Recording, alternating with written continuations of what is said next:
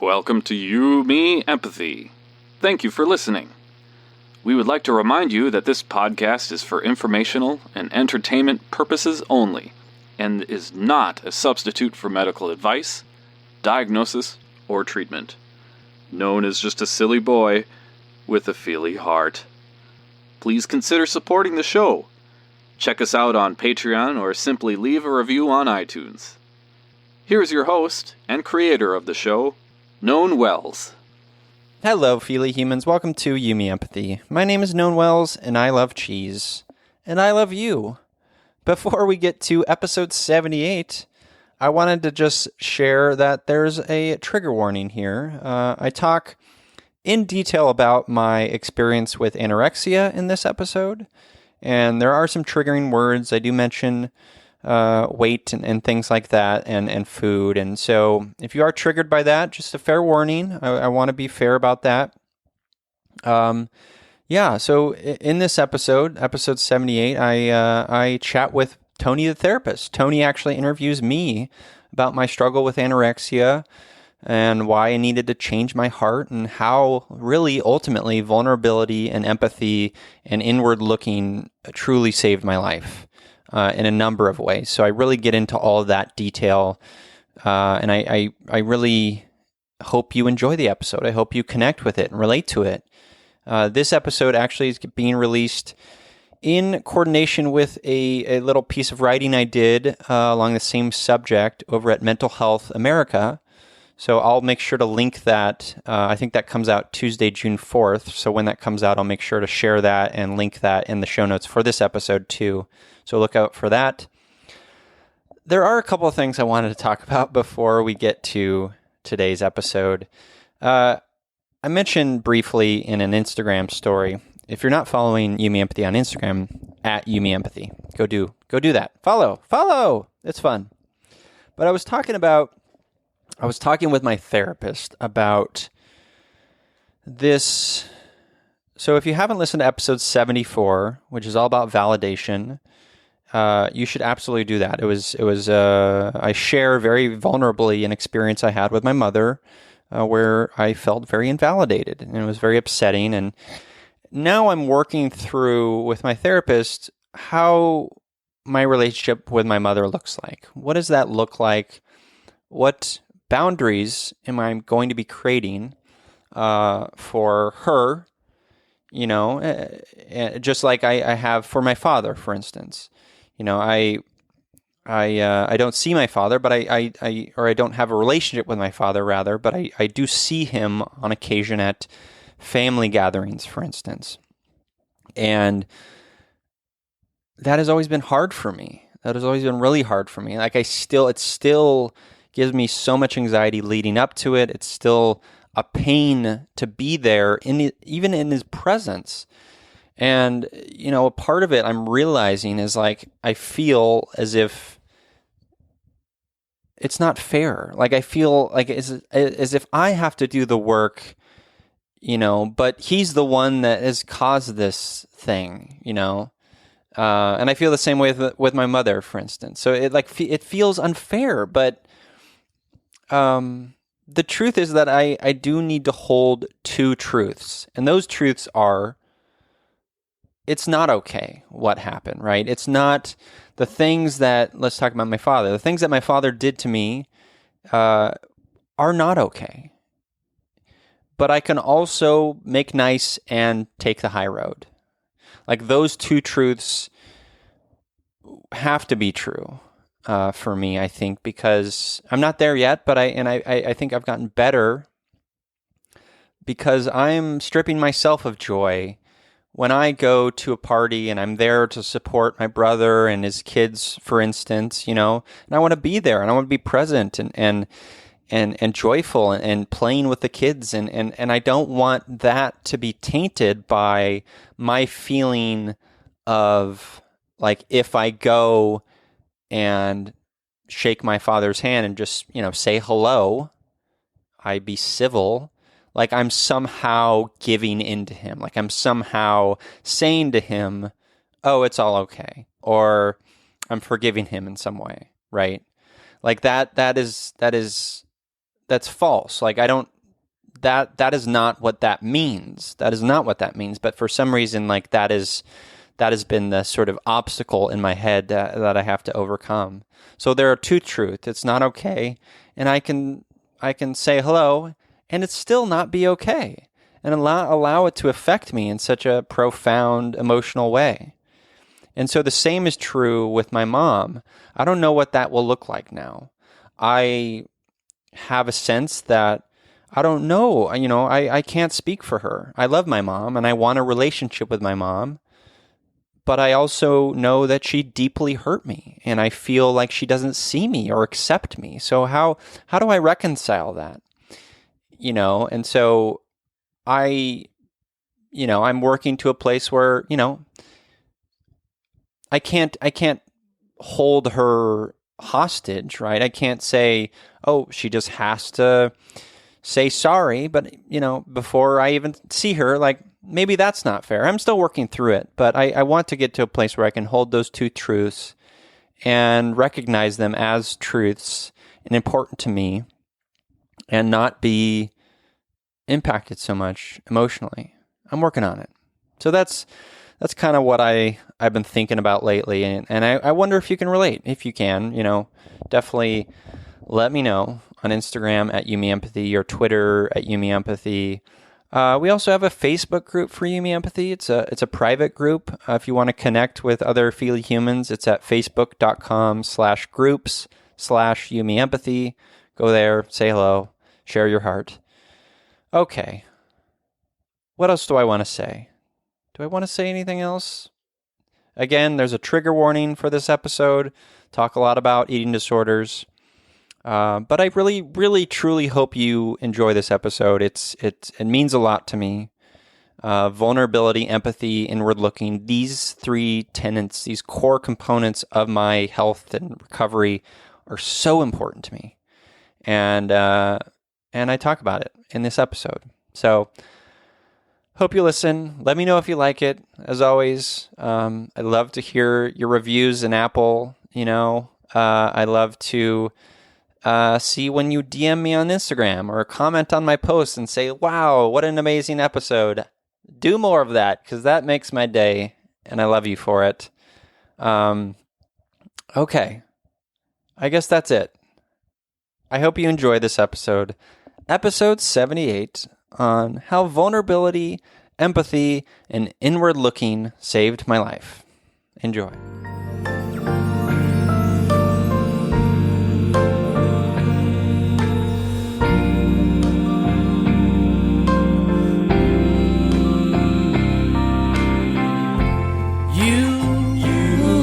Me, empathy, yeah, la, la, la.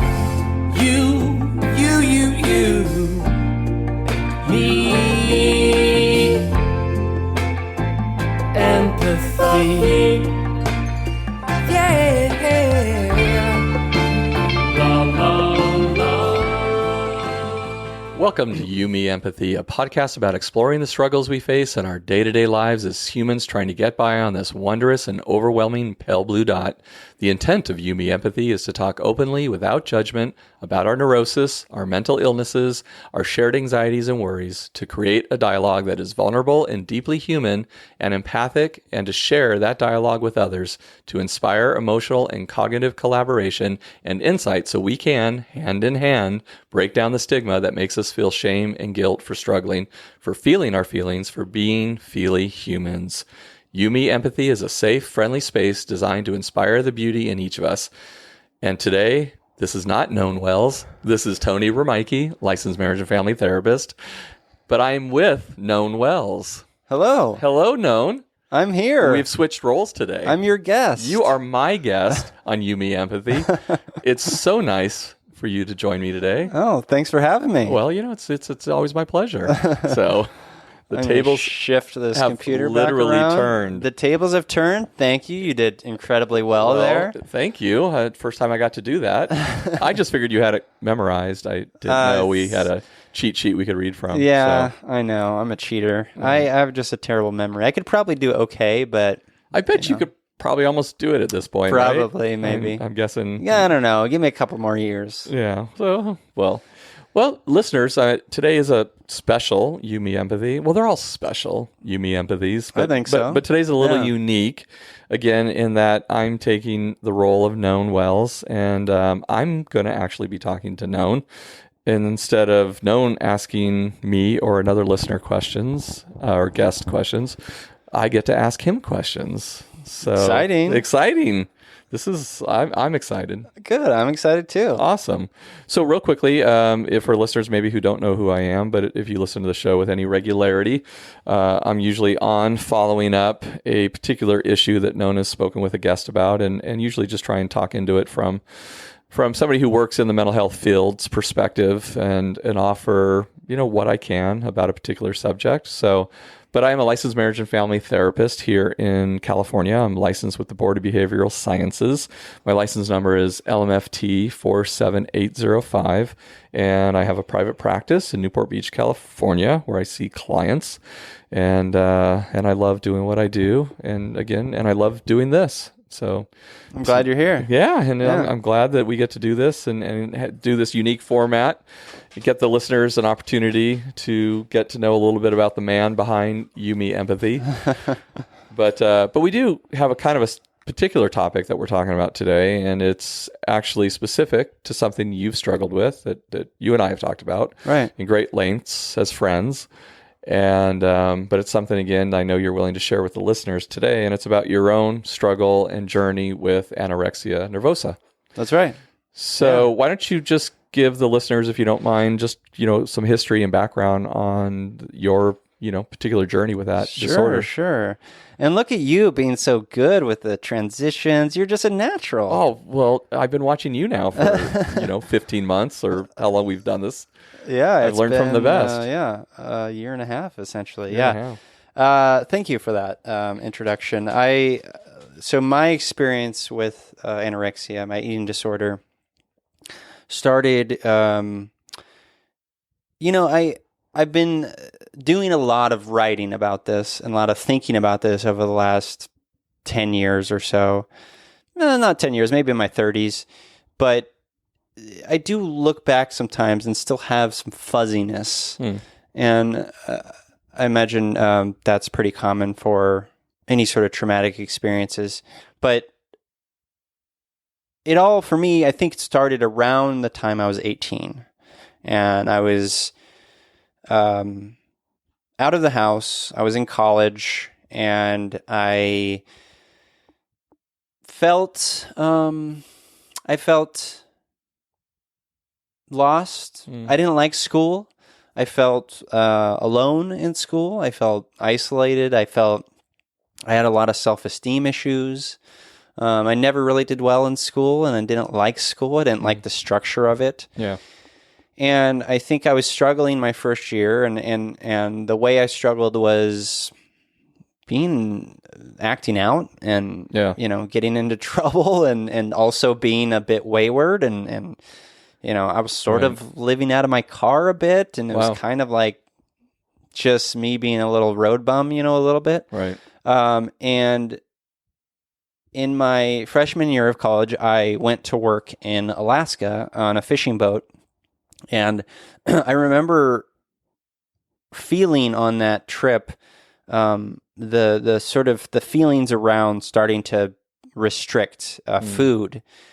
And I don't think I gave it much thought in the moment, but looking back, like I was recently looking back on pictures of that time, and I was starting to lose some weight, and I could tell.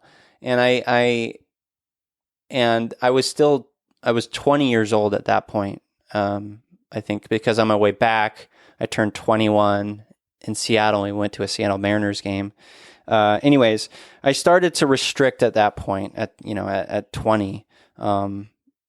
But before that, I was essentially mediating my parents' marriage. Like that's like a big life event for me, and a traumatic one. So my parents were struggling. I sort of countless times throughout my mom's marriage to my father told her, like, come on, leave this guy. You need to leave this guy. Like, Wow. and she never did. And that was maybe not fair of me to do that. And my mom and I recently had a breakthrough, which we can get to later. Sure. But essentially, I was between them. My mom would sort of cry on my shoulder. My dad would like yell about my mom on one hand. I'd go back and forth, and I just felt I felt like an emotional rag doll. I felt just torn, and I felt like I had being a very feely person and very sensitive, always have been. Feeling like none of my sort of emotional effort was making an impact, was very hard for me. Yeah, because what I'm hearing so far is that really that became a significant role for you, like you said, as mediator between your parents. Yeah, and I'm wondering, your description also of not feeling like you really fit in. You weren't fitting in school. You didn't feel like you had your tribe or your place, and it also sounds like you said emotional ragdoll, like you had just been which I think we can all get a visual on, right? Just torn and tattered, and this idea that who am I, right? Like you're 18, all the efforts that I poured out into my parents didn't work. Yeah. So I gave something 110% of myself, and that didn't work. So I can't even imagine how many emotions that you now were having to sit with, but also not having really developed yourself. It sounds like there was so much focus on you playing the role of mediator, and so I'm hearing a lot of emotions, and maybe not really knowing a lot about where you were at that point in your life then. Oh, 100%. A part of that is sort of my journey before that, just growing up like in my household with my dad, who was terrified to me. Like I was terrified of him.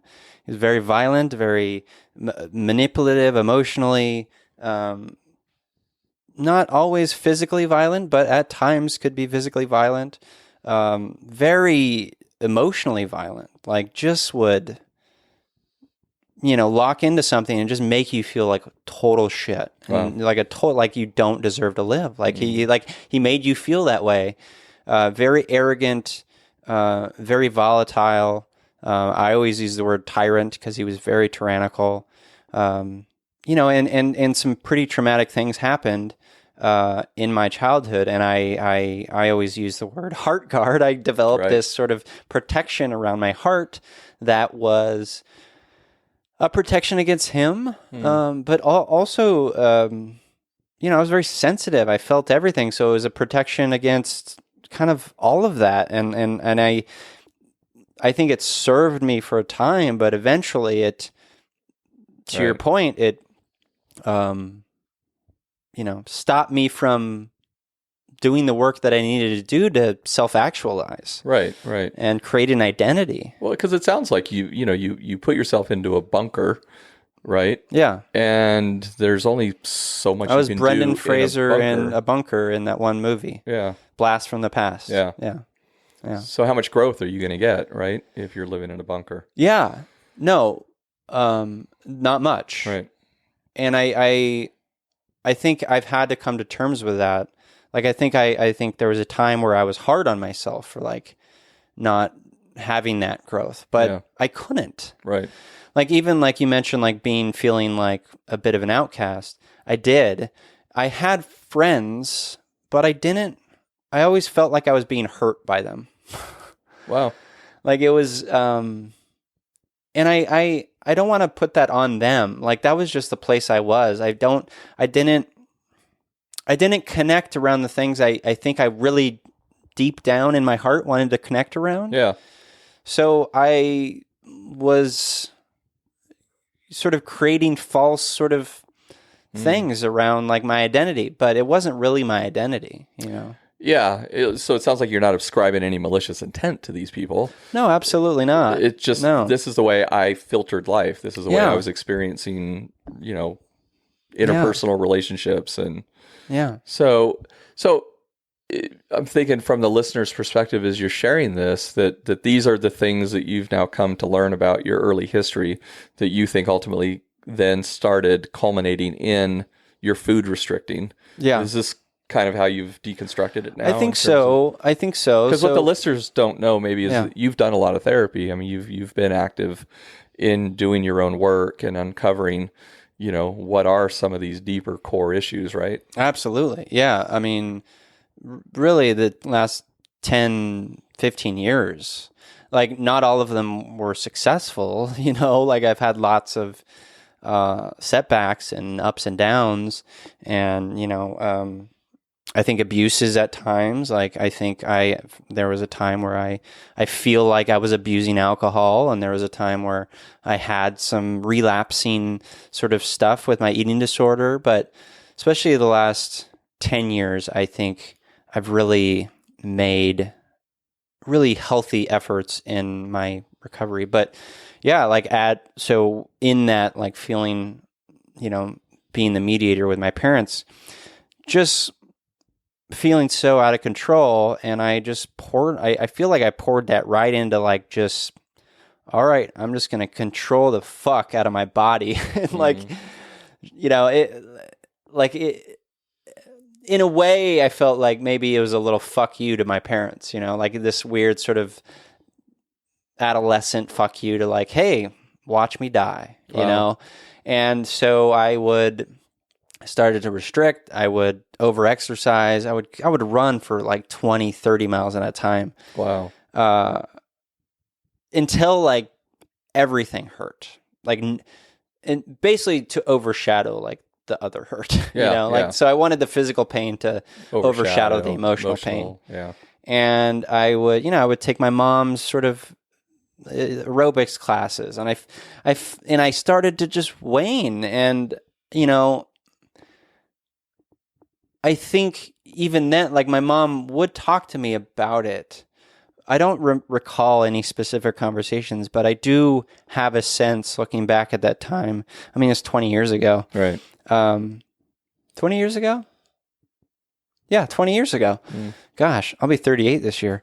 He calls me old. Holy yeah, I did have the sense from my mother, because I should say that I took a semester off from college to, as I put it in my brain, care for mom, which, looking back, like maybe it wasn't the best choice, because I was living with her in a place I love, but it became like such an isolating experience, because it was out, my mom lives out in the woods, Right. Middle of nowhere. It's beautiful, but like I was just so isolated and in my illness, and I did get the sense from her that there was worry. Yeah. But I don't know I certainly wasn't ready to heal yet. I wanted to ride it. Like, I feel like I wanted to ride, like, because there is one of the things that you hear about, or I'll just put it on me. Yeah. I felt a bit of a high and very powerful in sort of the control of anorexia. Yeah, I've heard that before. Yeah. Like there is a strength to that, right. Like that I felt, and I wanted to ride that high, right up until death. Wow. Close to it. Wow. Right. And so would you describe it almost as a sense of empowerment? Like feeling empowered? Yeah. For sure. Yeah. I mean, there is a great, and I'll put a trigger warning at the top of this episode, but there's lots of triggering words going on here. But I felt, great power in, choosing to just eat very little. Yeah. And being very methodical about it. And, knowing that I can still, at that time, 19, 20 years old, still do physical activities. Yeah, in spite of it. Right. Right. It's like, I had this willpower. Right. Eventually I got to a point where I couldn't do shit. Yeah. I couldn't barely move, but it felt good. Yeah, and I've heard that. So, not surprising to hear that there was a, almost euphoria at times, it sounds like you're describing, that came. And maybe that was, I'd be curious to even understand that on a neurochemical level. Sure. In terms of physiology, in addition to the psychological and the emotional. But, one thing I know, because I know you, that the listeners may not, is that, and you had mentioned taking one of your mom's aerobic classes, but maybe what the listeners also don't understand is you grew up in a very health conscious family. Yes. And you also, grew up specifically with a mom who was very much into exercise and, and so tell. Yeah. No, I think I've thought about that component of it. And again, this is in no way of putting blame on my mother. It's just the environment I was raised in. So my mother started, being an aerobics instructor in the 70s. Yeah. She used to work right under Richard Simmons. Yeah. And so that was her whole identity. And so she was also our own PE instructor in junior high. She had, fitness equipment and she had, Reebok step boxes and all this stuff. And, she was in leotards, right. That was her world. And then also, yeah, we were raised like super healthy, like growing up, especially early on, like there was no sugar in the house. She baked with molasses. Wow. Like it was all, we called her Odie Weedy lady, it was all just health, it was all like just, my mom's a bit of a hippie. Yeah. And that I think she gets it from like her growing up on the ranch and sort of in that natural environment, But yeah, growing up, like having that, that was a conscious part of it. Like I think it's good to bring that up because I do think that is a component of it because that was the world I knew. And, eating things like quote unquote junk food was never in our world. Yeah. I do remember actually one time, like we were on, and the other thing is we were always active as kids. Right. We were always soccer players. I was on a club running team as a 8, 9, 10-year-old. And I remember after our running practices, my mom would maybe once every few months and I think probably just out of exhaustion because my dad wasn't really helping. Remember there was like a certain point where McDonald's would like on a Tuesday, there were like 25-cent hamburgers. Yeah. And then you can buy like a little bucket of fries. Right. Remember that? Yeah, they were like 50 cents or something, we would do that like on a Tuesday. Wow. And, she would spend like $5 on us, us boys. And we would, partake in like McDonald's. And it was just like, what is this? Wow. What is this magical chemical in my brain? But yeah, aside from that, it was super healthy, healthy, conscious eating and very mindful of that. And so that definitely had to play a role. Well, and again, probably important for us to point out that, we're not making any correlations, between a healthy lifestyle and healthy nutrition with eating disorders. But just the idea that, you grew up in a house where in combination with all the other factors that, you lived and experienced, the idea of just taking all these individual pieces, right? And saying, that this is kind of how it makes up the whole puzzle.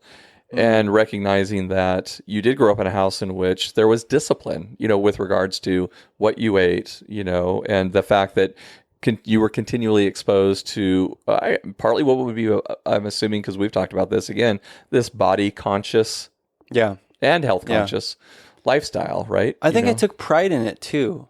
Like hearing you say that, I think I took a little pride in that we did eat in a healthy way. Like I remember getting gruff from friends who'd be like, "What is your pantry?" Like, right? And where's the Oreos at? I Where's don't the Twinkies. Like I think maybe there was moments early on where I felt a little bit of shame in that, from them. But like I think I got to a point where I was like, "Yeah, I'm proud of this. This is a good thing." Yeah. So maybe like there was a bit of like, pride and joy and like, hey, this is like a good thing in my life. Yeah. Maybe. It sounds interesting. Yeah. So to take the listeners back, in terms of at least your timeline, one of the things that you were talking about when we started kind of going off on some of these related tangents was being on the fishing boat in Alaska. Yeah. And so pick us up kind of again from that place. And like you said, starting to recognize that there was food restriction. You were starting to restrict your food. You were starting to notice a change in body. You were, probably starting to see, particularly in the shoulder area. I know, people tend to see that first. Yeah. Yeah. No, and I like looking back on that kid. I was 20 when I was on the boat in Alaska as a commercial salmon fisherman. I was, it's called gill netting or long lining. And I was, my job was to just like pick fish out of the net, as fast as humanly possible. We didn't sleep much and we didn't eat much, and that served me, But I remember we had a cook on board. There was 4 people on this little boat, and the cook would make Spam a lot. Oh yeah. And I think I use that, like looking back on it, I think I used that as an opportunity to say, that's disgusting. Spam's disgusting. But really, it was a restriction. Oh, wow. Really, it was me saying, because I needed food. You were probably burning so many calories. I mean, we would work for 40 hours straight at a time sometimes. And the captain would just like drink whiskey and yell at us. Like it was like such a romantic picture, of this captain. But yeah, like I should have eaten the Spam, but I used it as an opportunity to say, oh no, I don't eat that kind of food, you know?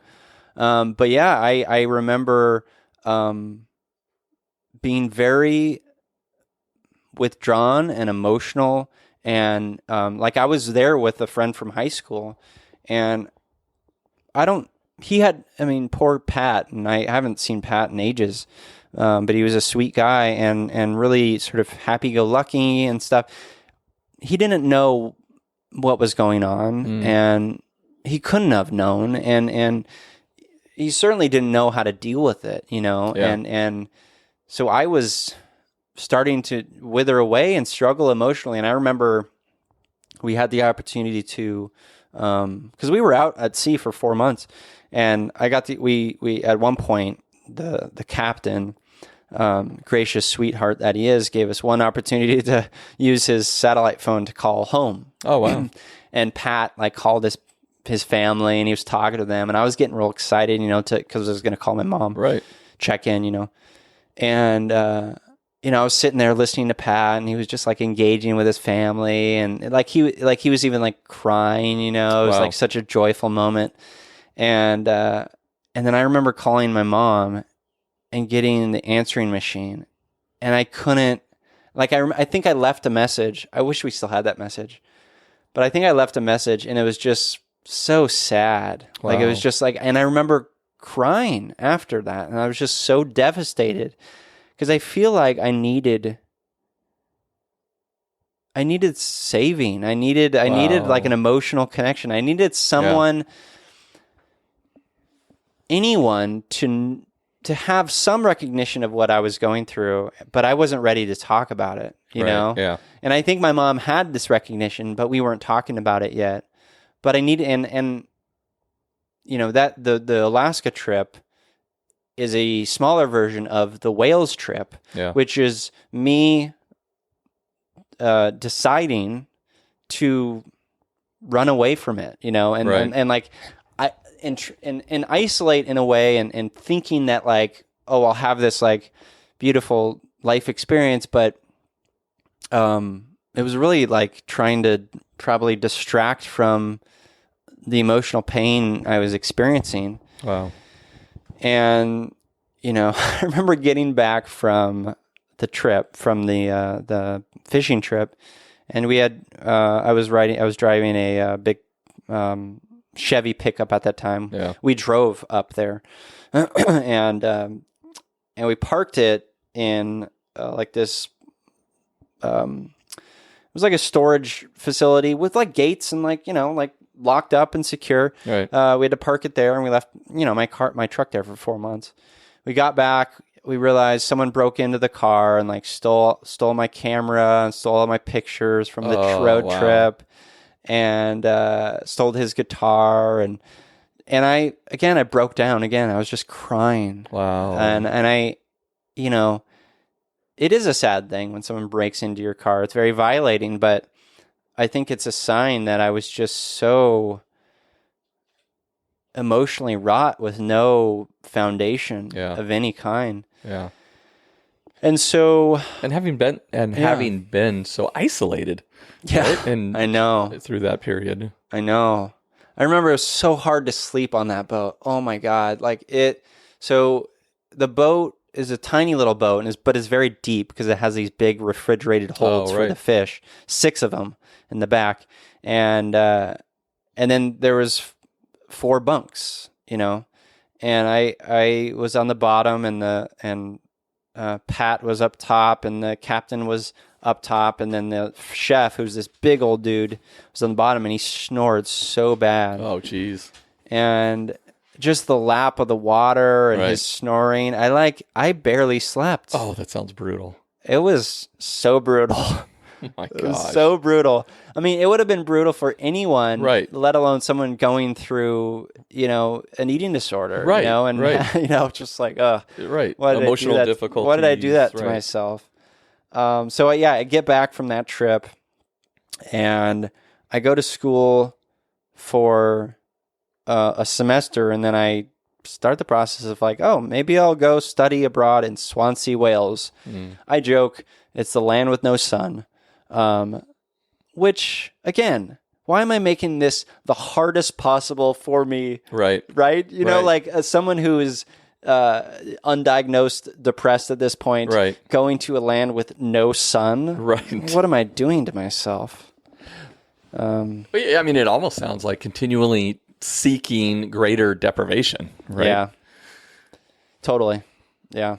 So I go study abroad, and I was there in school for 4 months or so, and then I 5 months, and then my mom eventually came to visit, but I'll talk about the experience. So I moved to Swansea, Wales, and so are you 21 around? I'm 21. I'm just 21 at this point. Maybe 21 or 22. Okay. Because I turned 21 on coming back from Alaska. Okay.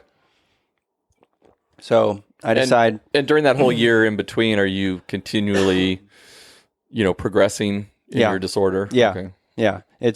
I'm losing more and more weight. I think I might have been 145, 150 pounds. So I'd lost like at a healthy weight. Actually, at a healthy weight now, I'm probably, I don't know. I never weigh myself, but 165, 170. Yeah. Then younger and more muscle, like 175. Yeah. At least. And so I was down to, I was down 25 pounds or so. Yeah, that's significant. Right.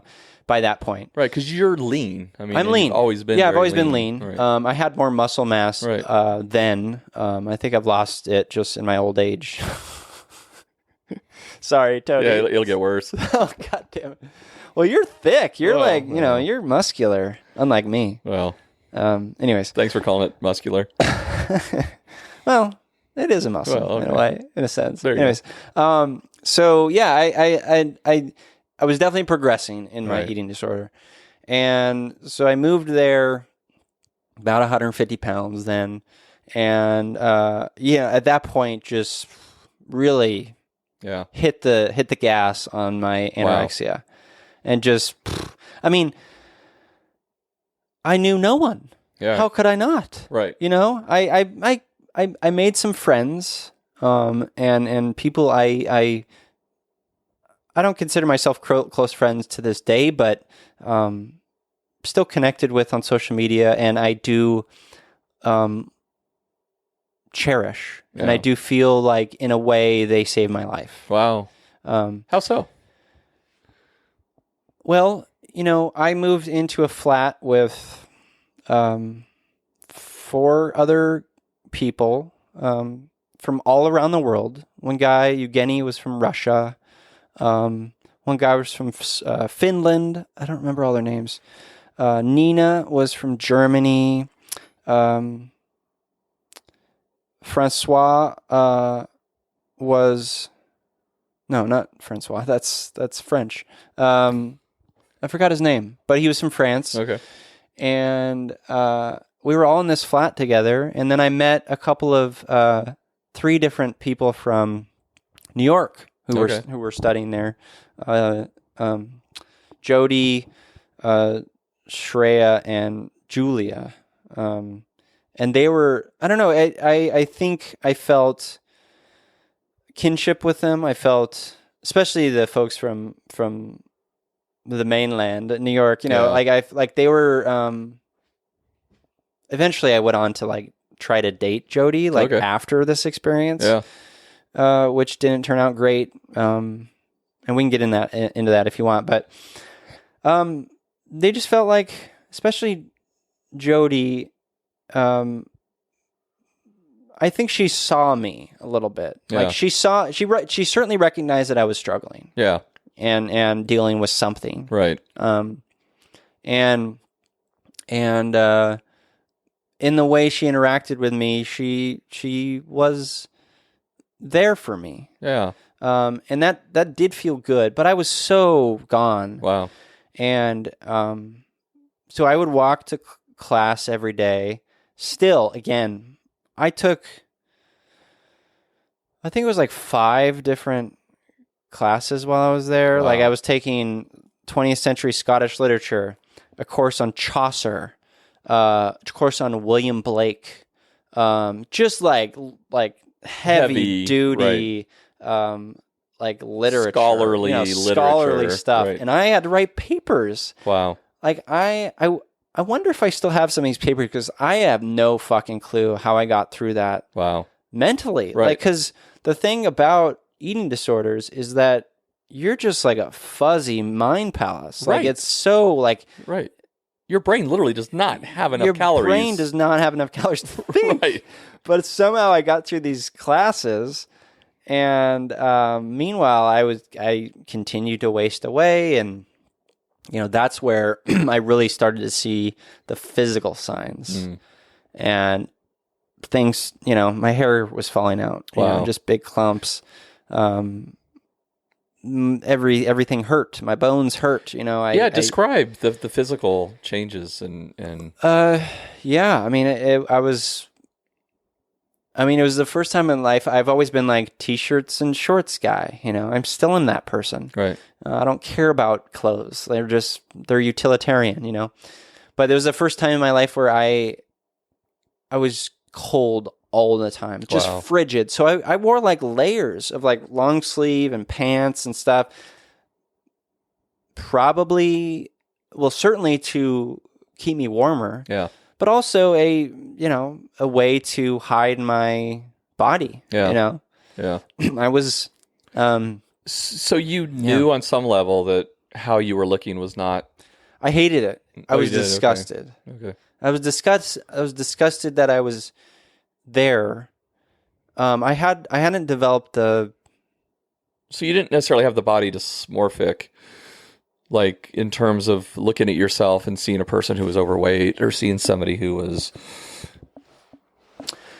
It's hard to say. Okay. Like maybe the disgust came later, thinking about it, like in retrospect. But it certainly didn't dissuade me from continuing to wane. Did you have some form of mindset or goal that you were consciously trying to achieve? It's a really good question. I don't know. Okay. I don't know. I talked about like, a fuck you to my parents. Right. I talked about like, I want people to see what can happen when, like I've written about it in a way that's like, oh, this is my sort of way to say like, look, you got to open your heart, Yeah, right. But like, obviously I didn't have that mindset then. Yeah. It's hard. It's really hard to say because there is so much I remember very vividly, but there's a lot that's just so fuzzy, So I don't know if I had any end point in mind, but I did get. So physically, everything ached. I described my feet being like eggshells, essentially. Wow. Like they felt like I had bone spurs Wow. everywhere. Like my knee, like I even went to the doctor because I felt like my knees were in need of replacement, like full orthoscopic replacement. Wow. Like everything just hurt constantly. I barely slept because it was so hard to sleep. I tried to sleep in any position. It was so painful. Right. And like I said, my hair would fall out. My skin was just so dry. Bags under my eyes. Like I was just so pallid and just sullen. And so do you think at this point you had any level of awareness regarding like I might be dying? Like I literally maybe my body literally may be shutting down. Not yet. Okay. Not yet. That came later because I tried to join the Swansea Running Club. Of course. So I tried to join the club and I lasted one exercise, one outing. And I remember going out there running with these guys, and it was so painful because I had always been very active.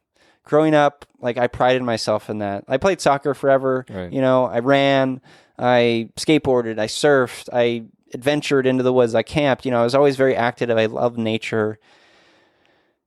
And the realization that I could go out there and not perform, just fall behind. I remember falling way behind and getting lost and having to like walk my way back because it was so like I just couldn't do it. Yeah. And that realization was so hard. Wow. Like it was heartbreaking for me. Yeah. First time ever I can't do what I want to do. First time ever. Yeah. The first time ever. And I had many more moments like that in this experience because it took many years to really come to terms with it still. But that was a moment that was heartbreaking, but and I think that moment and a number of others in there when I was in Wales led to the suicidal stuff that I had. I would sit kind of for hours in the tub and think about dying. Wow. I liked, I've written about this, and I liked the way that my body looked in the water because it was not gross. Yeah. It was kind of distorted and softened, by the water. There was something romantic about that I liked. And I thought about the blood on the white porcelain and all these romantic images. I think I've always been a writer by heart, so like that's how I was imagining it. I didn't kill myself. What stopped you? I don't know. It's hard. I think that preceded a moment I had in the doctor's office in Wales, and I was there just getting a checkup because everything hurt. Yeah. And I do remember my mom telling me, because I think I was having conversations. I definitely was. So my mom and I, a couple of things, in addition to like my flatmates and people I met in Wales, a couple of things really were integral to my saving, which was my grandfather, God rest his soul, beautiful John Brewster Loomis, would send me the most silly postcards, naked women, just the silliest postcards, just with his sort of like, hey, saw a wild turkey today, grandma's doing fine, love you, grandpa. Yeah. It's just like little, just kind of updates on his going on, and he sent me 50 of them. Wow. And I still have them all. Wow. And that was a beautiful thing that I loved, and I think I looked forward to. Yeah, well, it sounds somewhat connective, right? Like yeah. I think I needed it. And then the other thing was my mom and I, not every night, but almost every night would get on and do like a IM chat, instant messenger chat. Right. And we'd just talk. And, she was obviously worried about me. And Yeah. Now, did she ever voice it, directly? She did. Okay. I do remember her telling me that and I it's hard for me. The timeline is fuzzy. I don't know if this preceded Wales or during Wales or after, sort of in, as I was trying to recover. Yeah. But she would say look, all the fat in your body is surrounding your heart. Right. To protect it, Oh, wow. She would use that language, and I held on to that. But I did have a moment in a doctor's office in Wales where the doctor basically said, your heart's going to stop. Wow. He used those words, and that was a wake-up call. I feel in that moment, I knew that I didn't necessarily want to die. Wow. Now, but I didn't know how. I didn't know how to Yeah, I don't know how to live, but I don't want to die. Yeah, right. Exactly. It's such a confusing place to be, and I wanted to get out of it, but I also held on to my anorexia so strongly that it was just it was hard. But who would I be without this? Yeah, and I did again. I love the control of it, and I remember starting to smoke and. I would basically eat a protein bar a day. That's it. Wow. I was and before I started sort of the arduous journey of trying to recover, I was 118 pounds. 118. Oh my goodness. That's shocking. So my mother came to visit at the end of my studying there, and I met her at the airport, and she saw me 10 yards away or so, and she just broke down crying. She had no idea that it was that bad. Wow. 118 pounds.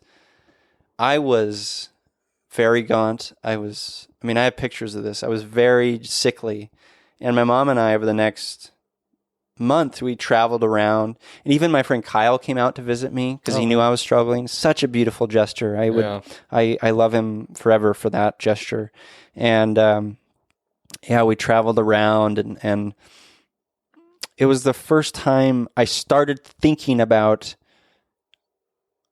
can I do this? Can I get back to a quote unquote normal state of what eating looks like, what health looks like?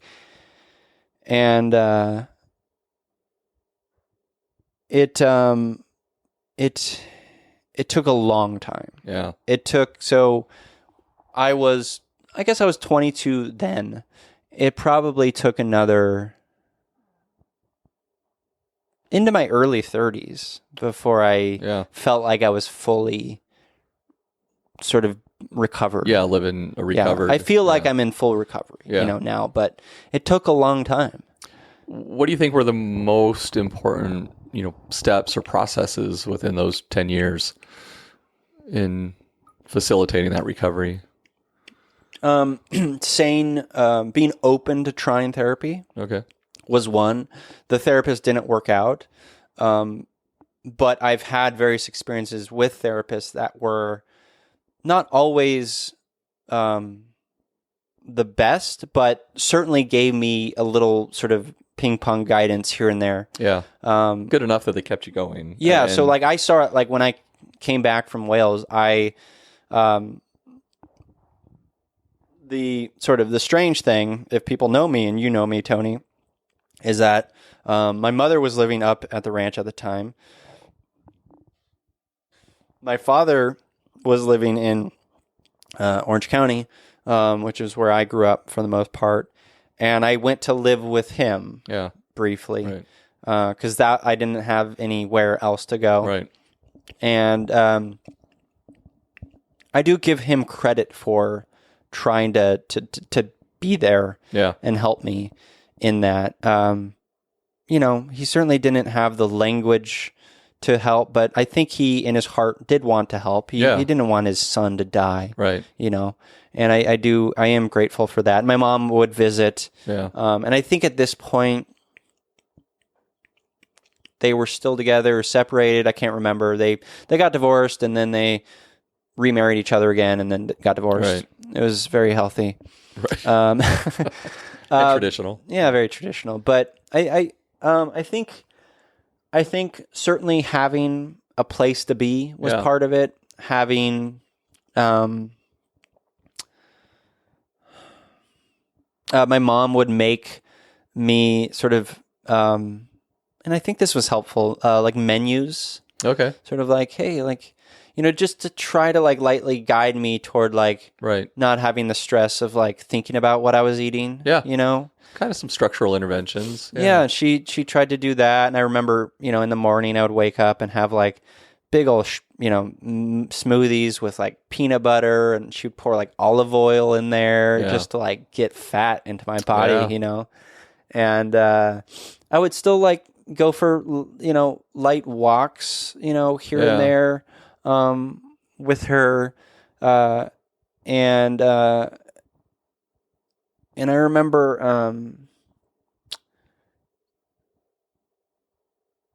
there was at one point conversation around like an intervention of like forced feeding, through tubes. Right. And I did not want to do. Like that I was terrified of, and I felt I just didn't want to go that route. And so I think like that was like a motivator to like really like, okay, I got to work on this eating, and I was eating and I was putting calories into my body, but emotionally and mentally still had so far to go. Yes. Through that process, as you were really introducing food again and more calories, were you still fighting that desire inside to want to restrict and to want to control? 100%. 100%. Oh yeah. Okay. Yeah. So were you cognitively really talking yourself through, I'm going to have to suck this one down because I don't want the feeding tube? Absolutely. I mean, were you really talking yourself through it? Yeah. Okay. Also, like, I had a motivator of, like, at that point, I think, like, I do want to live. Like, I don't want to get down to 118 pounds again. I don't want the doctor telling me my heart's going to stop. Like, I had fear of that. Like, and so I realized, like, then the suicidal ideation I had was real. Right. Because I was hopeless. I felt alone. But I did realize I didn't want to die. And it sounds like at that motivator. point you did start fighting for your life, so to speak. Right. Yeah. So I don't know if that answers your question. Yeah, no, it does. And I'm wondering what else I think it's important for the listeners to understand that was really, what were the most significant parts of the things that you needed for your recovery? Because what I'm hearing so far is once there was acknowledgement of the disorder and the fact that your parents knew, there was no more hiding this, you had come to your own understanding that I'm going to die if I continue doing this. And then, so talking about it, having people know about it, talking about it, understanding the true ramifications of what was happening within your body, that this all was, the detrimental parts of the change that kind of put you in a new trajectory. The interesting thing was even though I was seeing a therapist and it was still hard to talk about it. Like, I don't think I was, even at that point, at, however old I was, 23, 24, around there, I wasn't ready to talk about it. Like I just, even then I still felt like I didn't know how to talk about it. I remember feeling very strongly that I wanted people to understand, but I don't know how to make them understand. Okay. Yeah. I was going to ask, was it a purposeful not wanting to talk about it, or is I don't know how to talk about it? It was I don't know. And, and I remember very distinctly, like going, like, I went to a high school that was very sort of, we had a great soccer team. We were the number one team in the nation. Yeah. And we'd have these annual sort of like alumni soccer games, and those were all, like, socially anxious person. Those are always terrifying for me. But I remember going in newly recovery and being thin, Yeah. but getting out on the field and sort of, Yeah. again, feeling I didn't have the muscle or the heart Right. ready to do it yet. And I remember my old coach, who kind of is a dick, telling me, like, as we were walking off the field, just go eat a sandwich. And I remember, I remember thinking at the time, in that moment, feeling so unseen. Oh, yeah. And so just, fuck, this guy doesn't get it. Right. And I've looked back on that, experience now with more perspective and understanding that, like, he didn't have the language, maybe. He didn't have the education. And so I look back at him with a bit more kindness, but I couldn't, I bring that up because I couldn't, in that moment, say to him, look, dude, I'm struggling with anorexia. Right. I couldn't say it yet. Yeah. I couldn't really talk about it yet. Yeah. So it was really just a unvoiced recovery for the first few years where it was really just about getting food in my body. Okay. And the more emotional processing stuff came in my mid to late 20s when I really started to kind of try to write about it more personally and seeing various therapists, but I still actually believe that the most, for me, just overall, the most sort of like growth I've had emotionally and mentally has been in my 30s. Okay. And seeing the therapist that I'm seeing now. Yeah. But yeah. Well, one of the things you and I talked about before we even started this podcast this morning was talking about this idea of the healing aspect of talking about it. Mm-hmm. And that being such a significant part of your continued recovery. And like you said, that really started in your 30s and, and going to, continuing in on your own personal journey of psychotherapy. But again, also, I don't know if this is what you would say, so correct me but being more vulnerable and open with friends and people whom you trust and sharing your experience. And so maybe talk about that if I'm on the right path. I 100%. I mean, I think I've learned over the last 10 years, and it started with just me, kind of sharing some things on my blog, sharing more vulnerable things about my experience with anorexia. Which really only started how long ago?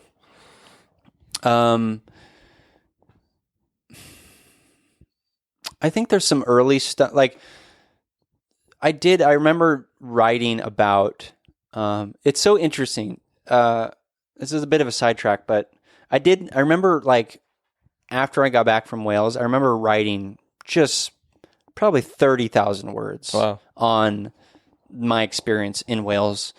And it was such a, like, looking back on it, it's such a interesting insight into, like,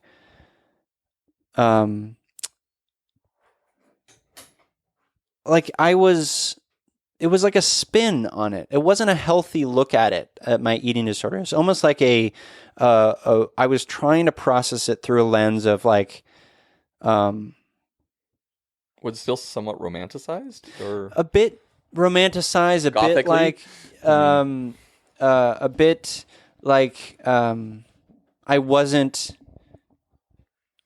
I just wasn't being vulnerable and I wasn't being true. It wasn't authentic. Like it had a bit of spin to it that. Yeah. Did it almost feel like you were somewhat dissociated? Like you were writing somebody else's story? Kind of, yeah.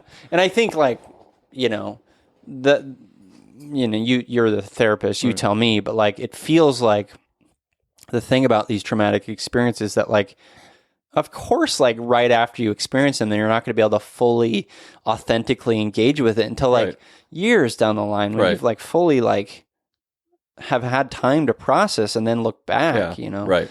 So it makes sense that sort of my writing in that period, but I bring that up because I did share that with a few people, like via email, Yeah. and like close friends. And then I did have an old blog that I would write a little bit about sort of my mental health, in my late 20s. But the real work, I feel like, has been in my 30s with my sort of current blog and my current writing and the current work I'm doing with You Me Empathy. Right. Is I feel like recognizing that I needed to open my heart and change it and take it out from the heart guard and really look inward and ask those questions. Like, that's the thing that really saved my life. Wow. And I've it's been proven over and over again in my interactions with listeners of this show and with readers of my blog. Vulnerability and empathy are such huge, I feel like, are foundational parts of mental health and healing and recovery. Because if we're not being true to ourselves, and I think being true to ourselves is recognizing the matters of the heart and looking inward and understanding what's going on there, we're not going to be able to connect with others unless we're doing that. Right. And I feel like I want more and more of that in the world. I feel like the less we do of that, the less we're connecting, the less we're engaging on a level that's useful and progressive emotionally and destigmatizing. And there's this idea that sorry, I'm losing my train of thought. Hold on.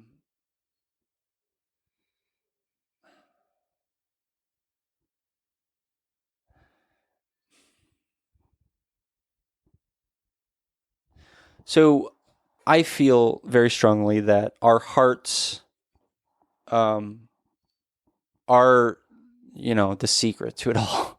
Yeah. They're the secret to self-acceptance and self-discovery and self-love and connection and empathy.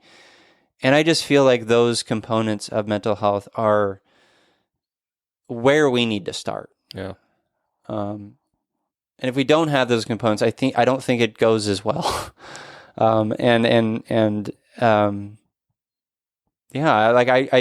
want to dedicate my life to that. Yeah. In this show, in bigger and brighter things that I'm working on. Like, I just want to do more of that and inspire others to lead with their hearts and to open their hearts to people in their lives, to inspire that, and so on and so forth. Yeah.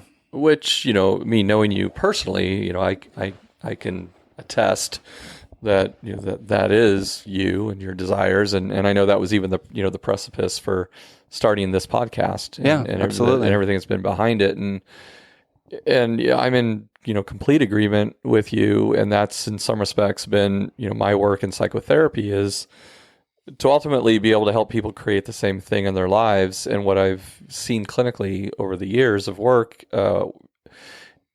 is, that the psychotherapy work that I do as a marriage and family therapist is so relationally based.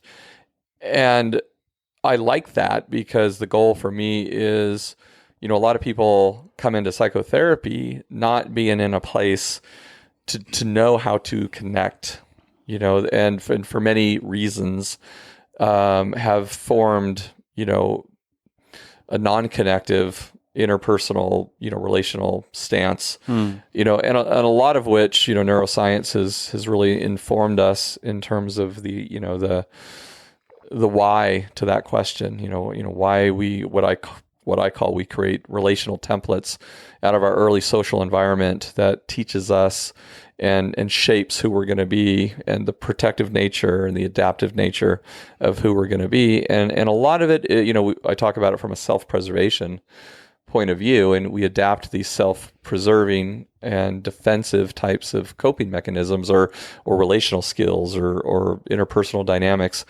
And a lot of it, unfortunately, doesn't lend itself to authentic connective experiences. Right. And you're sharing about your capacities to be now vulnerable, demonstrates some, I think a lot of your own personal growth, because, I see that in clients that I work with, and getting them and working through their, the presenting issues, presenting dynamics, to get them into a relationally healthy place that allows them to be connective. Yeah. And allows them to tolerate the experience of vulnerability, allows them to tolerate the uncomfortability or the distress that comes with being known. Even though I think most of us seek to be known, there's a tremendous amount of distress that still comes with that, potentially, if that has not been a safe thing for us to ever do. Yeah. Or if we never learned to do it, if the social environment just never allowed for that to happen. So, I think you and I both have very similar goals in the different work that we do, but we're both looking for people to have the same experience or outcome, which is true, authentic connection and healing, and to make whatever it is that we struggle with, whether it's anorexia or body dysmorphic disorder, depression, anxiety, more severe mental illnesses as bipolar disorder and schizophrenia, or just you name it. I mean, just whatever the issue is to get people to a place of connectivity and looking at that as a true transformational experience. I mean, ultimately is a very transformational. I feel it is my job and duty to create more and more safe spaces like that, and have it be a sort of an effect that goes out into the world and gets more and more like that, safer spaces and more people doing this, because the truth is, like, we're all in this together. Yeah. I feel like there is so much, I know it. There's so much isolating in mental health. Yeah. Out of protection, out of all sorts of reasons. Right. But if we can find it in our hearts to be vulnerable and to share. Yeah. There's so much healing in that, recognizing that you're not alone, recognizing that the thing you've been feeling is very similar to this thing this stranger is feeling. Yeah. The truth is, we all have hearts. Every single feely human among us has a heart. And let's start there, because the things that we're struggling with are universal. But they're also just things. Sure. We're all human, and I feel like we need to start there and work on that level. The other thing I wanted to say is that, like, I've gotten like the response to me talking about my eating disorders, like, oh, how do you deal with being a man who has had anorexia or struggled with an eating disorder? Right. Isn't that sort of commonly associated with women? And the truth is, no. Like, I don't like to think about it that way. Right. I'm just a human who's had this thing in my life, this stumbling block. Right. Just like you. And eating disorders don't discriminate. No, they don't. Right. Anyone can struggle with an eating disorder. And like, my message to men is all of this. Open your heart. Right. Like, there's nothing more valuable and strong and beautiful and sexy than someone opening their heart and talking about their feelings and their struggles. Yeah. Like, and so, like, my hope is that, like, more and more people, including men and including sort of marginalized groups, feel empowered to do that. Yeah. So we can break down these walls that make us feel like we're wrong or scared or we're going to be judged. Yeah. Right. No, that's so true. Yeah. I do have a couple of questions here. I was going to say, listeners. we've got listener questions, so why don't we go to those? So one of them is, do you have a mantra or mantras that help you regain perspective upon particularly detrimental thought processes? I guess I do. Some of which is recognizing that the thing that I'm experiencing will pass. You right. touched upon that at some point today. And also what's helped me is, like, recognizing that I've been there before. Like, when I'm struggling, like, in a dark, depressive mood, I can, not always, but I can sometimes get to a point where like, this will pass. You've been here before. You're resilient. You can get through it again. Yeah. Those types of things. I've been very open about like the struggles I've had with just self-esteem and feeling like I don't deserve love. And so reminding myself that I do. Say you are loved. You are capable. Yeah. You are worthy. You are not your eating disorder. You are not your sadness. You are more than that. Those types of things help me a lot. So that would be my answer to that. The other question is, how can I best support someone who is in recovery from an eating disorder, or what do you wish people knew about eating disorder? So there's 2 questions there. How can I support someone who is in recovery? We talked about this a bit. I think being there, listening, and I think I'd like your answer to this too. My answer would be being there, listening, making sure or they know that you care about them, that you love them. Also, don't necessarily, and maybe Tony has a different perspective on this, mention weight or mention food specifically. But you can, I feel, tell them directly that you are worried about them, that, that you're worried about them, that you're worried about their health, that you're worried about their life. And then, I wish people knew that there's really no discriminating when it comes to eating disorders. Also, that the mortality rate is the highest. Wow. Did you know that? No. I forgot the source. I'll link to it in the show notes for this episode. But the mortality rate is highest in those who struggle with eating disorders, which is... It makes sense to me because there is such a... the crossover of suicidal ideation, but then the physical ramifications of it, my heart almost stopped. Yeah, exactly. Are huge. It's working on a number of levels there. So my question to you, how can you best support someone who's in recovery from an eating disorder? I mean, I like what you said, and again, this isn't necessarily something that I treat, meaning eating disorders, but I do think that, tapping into, basically what you had said, Known, which was checking in with people, letting me know that you care and letting them know that you're interested and, letting them know that, that they're important to you. And like I said, it's, and that you're there to listen, and that you're available and you care and you want to listen. You want to understand, that they're important. You want to understand. I mean, to me, those are valuable tools, with people who are dealing with virtually anything. I think there's a strong crossover into help me understand. What are you going through? What does that feel like? How can I help? What do you need from me? I think those are just such great, we taped our podcast this morning on suicide and we talked a lot about that. Just, checking in with people, not being afraid to check in, ask them the questions. How are you doing? You are concerning me and I care about you. Things of that nature. So. We have a couple more questions here. One is, what are some things that help you through slips and relapses? It's been a while since I've had a relapse of my eating disorder. And it's hard. It's hard for me to think about this one because I don't entirely remember. But I'll just speak to my sort of place where I'm at now.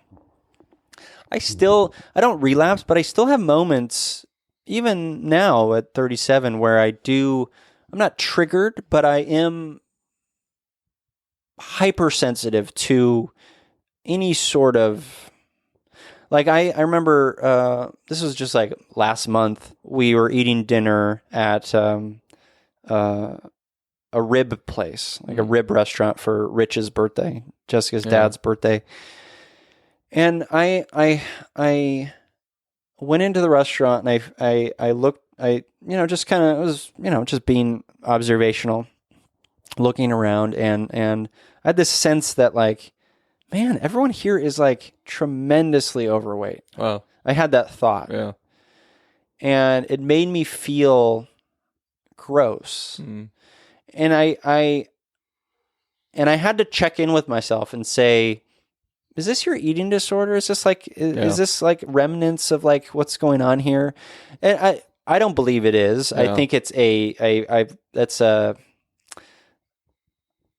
I'm sensitive to like,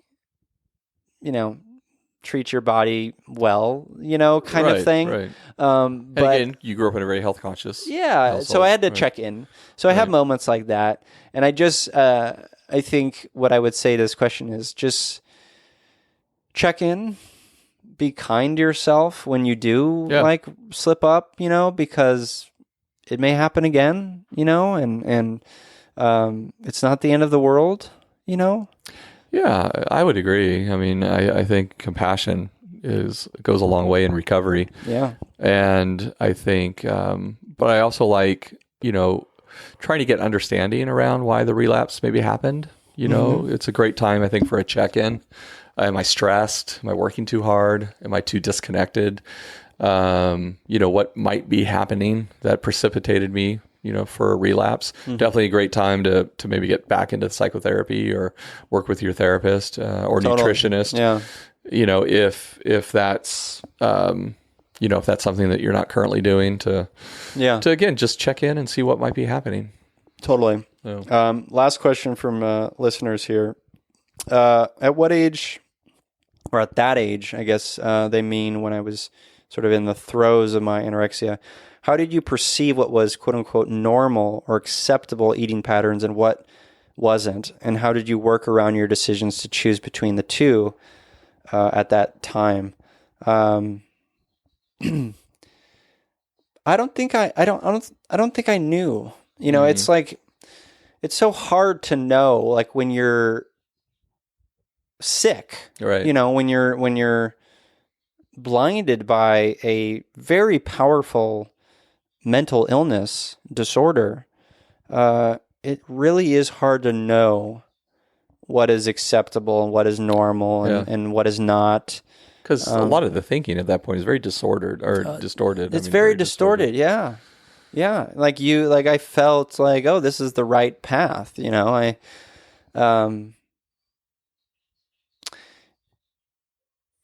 think, and even if I did, like if maybe something creeped in, because I just had a memory where I was sitting in the cafeteria at the university and just like on the very exterior sitting and just like drinking black coffee and eating my protein bar, and everyone else is just like, yucking up, and I was just by myself sitting there. And I think I did feel a little bit like, oh, I'm weird. Oh, wow. I'm the outcast again. Wow. So I did maybe have a sense, but like that wasn't going to change me. It's so strong. It's so compelling to hold on to this thing.